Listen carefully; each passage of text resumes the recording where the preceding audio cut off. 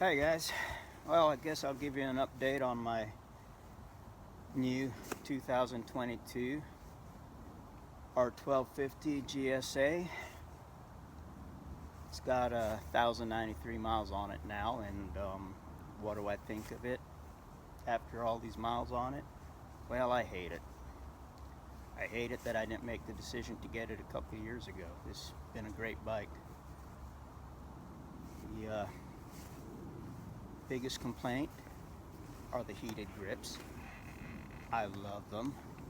You've got the off position, position 2, which is the high heat, and position 1 drops the heat down, but BMW could upgrade this with a third position, like position 0.5, to drop the heat even lower, because I end up, even in 30-degree weather, I end up turning the heat off for a little while so my fingers don't burn. They work that great.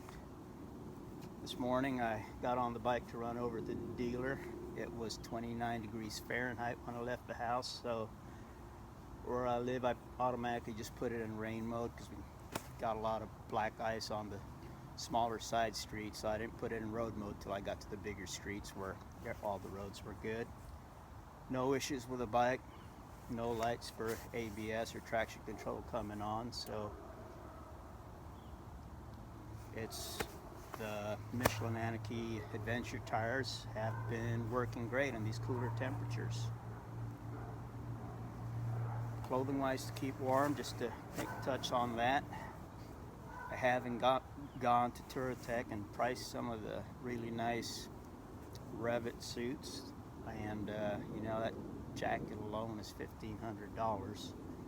So right now, since I'm not made of money, I've got an Alpine Star Andes 3 jacket on. It was about $300. 30 degrees kept me pretty warm. Maybe a little cool spot right here by the armpit, but once it got to about 33 degrees, just about 3 degrees warmer, that cool spot disappeared. That was on city streets, and by the time I got on the highway, I was not even feeling any cool spots whatsoever, and that was warmed up to about 34 degrees this morning Fahrenheit, and nice and warm. I'm wearing a BMW, their winter waterproof gloves, gauntlets. Can't remember the name of them, but those are very, very nice. They're a lot thinner than other winter gloves I've had that aren't even waterproof, so no complaints there. Pants wise, nothing expensive. I've worn Joe Rocket ballistic pants since 2003, and they've kept me warm in the winter and cool in the summer. You know, the new ballistic 3s, I think they're, can't remember if it was around 150, somewhere between $150 to $215 in that range, but they're multi-layer that you can remove the rain lining or the thermal lining. That keeps me warm. Boot wise, a little overkill for the streets and touring, but I've got damage in both legs that I'm trying to protect my legs as much as possible, so I've gone with the Alpine Stars Tech 7 Dry Stars. I've run Tech 7 motocross boots in the past. I've found them very, very comfortable, so I went with them, the Tech 7 Enduro Dry Stars for the street and touring. So they're a little stiffer than most touring boots are, but you know, it's going to give me that protection that I want for my leg. Like, you know, with all the hardware I've got, I can't afford any more leg damage. But bike wise, Michelin Anarchy Adventure tires came stock on it. So far it's been working just fine here in the colder winter temperatures. I've been out in a full day of nothing but rain, and the tires have done great. Only dirt, off-road gravel I'm going to get for now is leaving my house, where I've got dirt road. You've got anywhere from 3/8 to 1 1/4 rock on the ground, and the bike tracks straight, no issues. Turning around on my grass here, dry or a little damp, I had no issues with them. Well, let's just start with the nose of the bike. I went up to Touratech the other day and picked up their headlight protector. That was Shoot, the install didn't even take 10 minutes. It was really quick. You've got, you remove the bolt from this side, screw from this side, and another screw right down in here. Slide the bracket in, put that bolt in. There's a collared spacer that goes right underneath here before you put this on, that fits down there where you took the screw out. Put that in, put the screws in, did the same, went and did the same for the other side, left them all loose, and then you just screw these spacers to that, those screws that came in that package, and that's got a washer to go with it, so you just screw those all together. No need for Loctite for these ones because it's screwing into a brass fitting, which is nice and tight. It's not going to loosen up. So once I did that on both sides, you just pushed it on and then went ahead and tightened the 4 screws in the top, the 2 on the top and the 2 on the sides. That way it all lined up. So that's the one mod that's a definite must for me, whether I'm staying on the street or getting off on fire roads, because protect that expensive headlight. So far these have been fine in the winter. Later on down the road I'd like to change them to the bark busters and get the ones that are taller, a little more wind protection, especially in colder climates you have up here in the Pacific Northwest. And with the bark busters, that'll protect, give more protection with the steel bars or aluminum bars to protect the levers if you ever drop them. I did go with the BMW's connected ride cradle. When I bought the bikes last month, you know, BMW was not even selling the Nav6 anymore. That's not even an option. So that's how bad those were, that they've completely discontinued selling them. So my option was to get the connected ride cradle, which I was kind of curious about, or go ahead and get the brackets from Touratech to put the Garmin on there. Was that the Zumo XT, something like that, I believe. But right now I went to the connected ride cradle. So far it's been working good. You know, this phone of mine's an old iPhone 7 Plus, so it does not wireless charge, so I just put hooked up to the USB port that comes standard on the newer bikes and plug in my phone that way. But when I turn on the bike, I do get the green light that shows it's ready to charge wirelessly. So later on when I upgrade my phone, that'll work out. So no complaints on that so far. It's worked great for me. And if my phone's low and I really don't need it for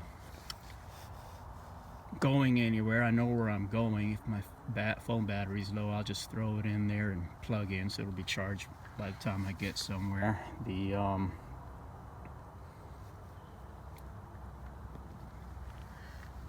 Otherwise, with the boots I'm wearing now, I've had to readjust my shift pedal. You know, my other boots and stuff, I'm able to get my foot underneath the shift pedal to lever to shift, no problems. But with these Tech 7s, they don't flex as much, especially since they go all, they're pretty tall, they're almost up to my knee, so I don't get much flex. Or getting better as I'm breaking them in, but I did raise the shift lever up. That's pretty easy to do. Just an 8mm wrench and a 10mm wrench. 8mm to hold the middle, and you've got a nut on the front and a nut in the back, 10mm. You just pop both those loose and give it a spin, whichever direction you want. So I think I've got it where I want it now. The bike does have the Rallye seat on there instead of the 2-piece, and it's the low version of the Rallye seat with the tall suspension on the bike. I did not go low. So my height, 5'7", 30-inch inseam. This allows me to feel comfortable on the bike when I come to a stop. Most times I still single foot it, but every now and then I tiptoe on both sides. Luggage wise, I did the top box, the BMW Touratech top box. And for most of my running around, that's been great. Yeah, I think I've decided against using any side bags. My trips, normally my backpack going anywhere is more than plenty for 1 week. And after a week, you just do laundry and you're good to go. I don't camp, so hotel wise I'm good.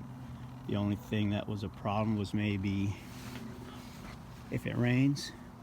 So to solve that issue, I picked up the TourTech Adventure dry bag, the 89 liter one, and I think it's about 30 inches long, and my backpack's about 26 inches long, so that goes just fine. And strap it down either crossways in front of the top box with a couple of rock straps, or if I take, or if I'm going to be doing fire roads or whatnot, get a little more adventurous, I'm just going to leave the top box at home and strap that lengthwise right down on the cargo carrier there, cargo rack.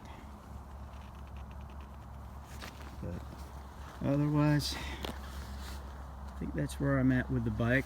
I am waiting on my dealer to get the parts from BMW. They've got half the kit to add the ride modes on there, the Enduro Pro and Ride Pro, ABS Pro, whatever all the names are. The dealer got part of the kit. They thought they could just put